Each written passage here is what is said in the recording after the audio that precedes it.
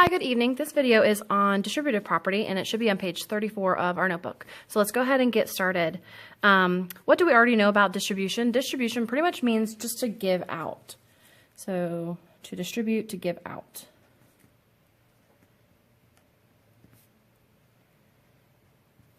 So what is the distributive property?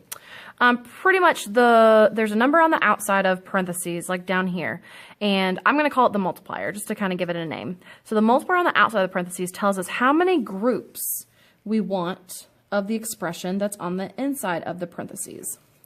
A shortcut is to multiply the number on the outside to every term on the inside of the parentheses. So this example shows, well, 4 is the multiplier on the outside, so 4 times a and 4 times 3 gives us 4a plus 12. So we're going to do some examples to get an idea of how to do this. I'm going to show you 2 different ways to do it. The first way is just to use, I just call them arrows, so distribution arrows. And I'm going to show you what math we're actually doing. So this is 5 times x plus 5 times 7. And 5 times x is just 5x. And 5 times 7 is 35. We cannot put these two together because they're not like terms. One's a variable and one is a constant. So we're just going to leave it as that. And that is the most simplified answer. All right, another example, 3 parenthesis m minus 4, which means 3 times m and 3 times 4. So this gives me 3m minus 3 times 4. And 3 times m is 3m, and 3 times 4 is 12.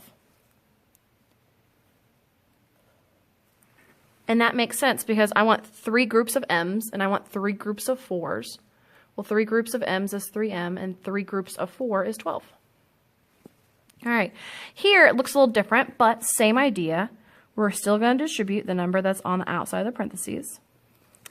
Now, if you look, this one has a variable y and this has a variable y. Samaria Davis, please report to carpool. Again, Samaria Davis, please report to carpool. If we remember from exponent rules in Unit 1, y times y is y squared.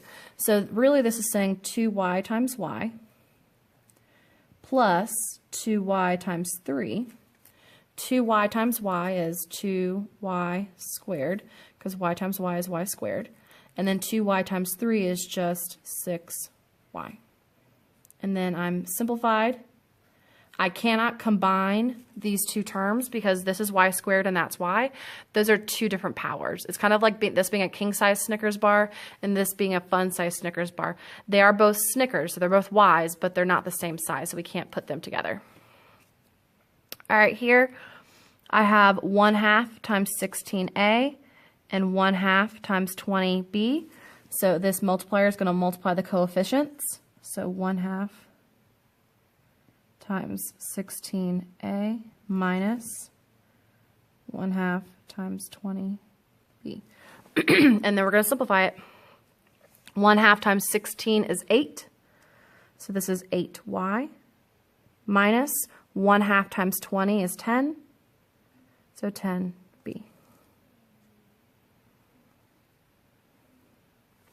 All right, for these next 4, I'm going to skip where I'm showing the math right here and here and here. I'm just going to go straight from the arrows to the solution, okay? 4a times a is 4a squared. 4a times minus 6 is minus 24a.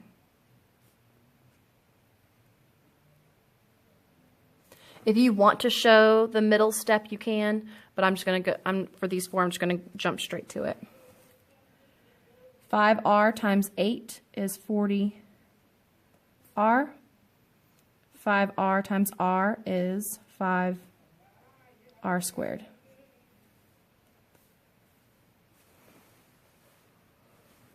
All right, I'm going to distribute the 6, which means to multiply the coefficients. So 6 times 5a is 30a minus 6 times 2 is 12bc.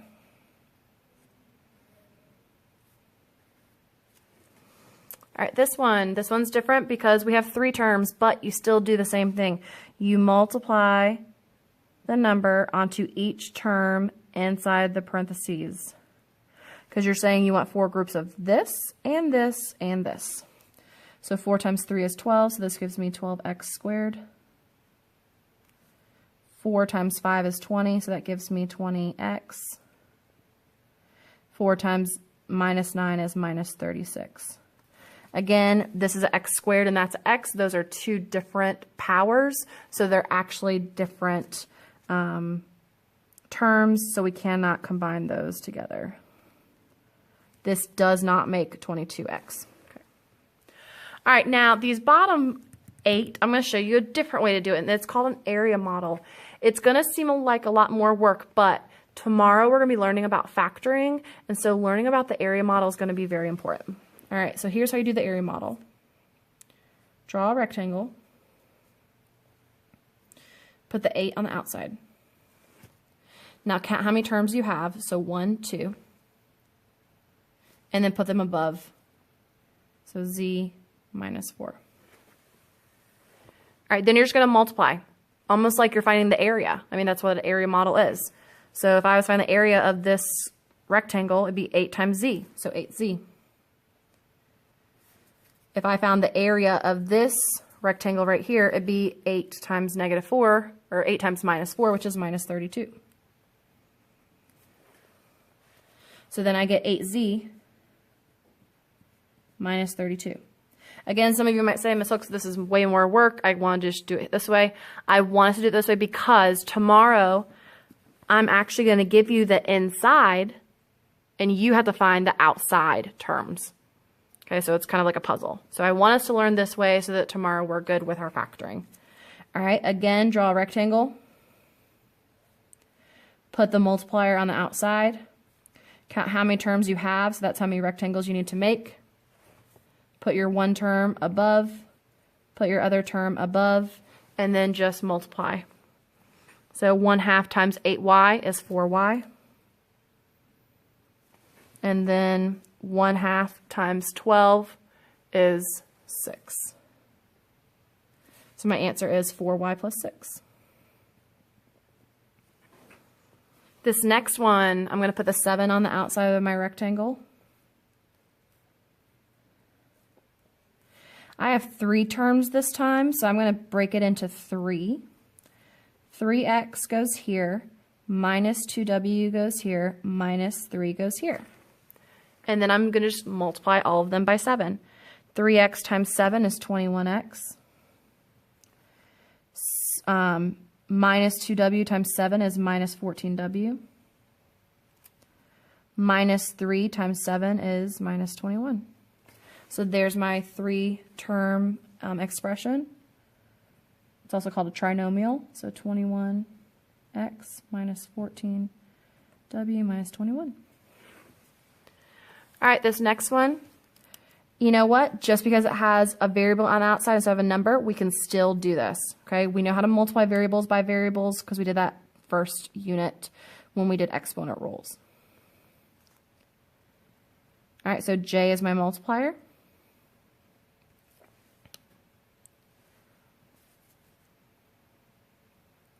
(3j squared is my first term, minus 5k is my second term, and then I'm going to multiply. J times 3j squared, well, I know that j times j squared is j cubed, some of my exponent rules, so this is 3j cubed. J times minus 5k, well, j times k is just jk, so minus 5jk. So I get 3j cubed minus 5jk. All right, hopefully you're doing good so far. All right, let's do it again. So even though it's on the right, we still do the same thing. draw your area model. X is your multiplier, so 3x minus 5. I chose 2 because there's 2 terms. 3x times x is 3x squared.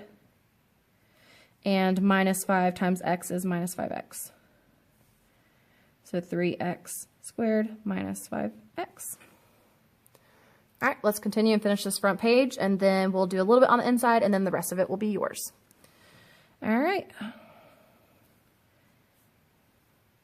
12e goes on the outside. There's 2 terms on the inside.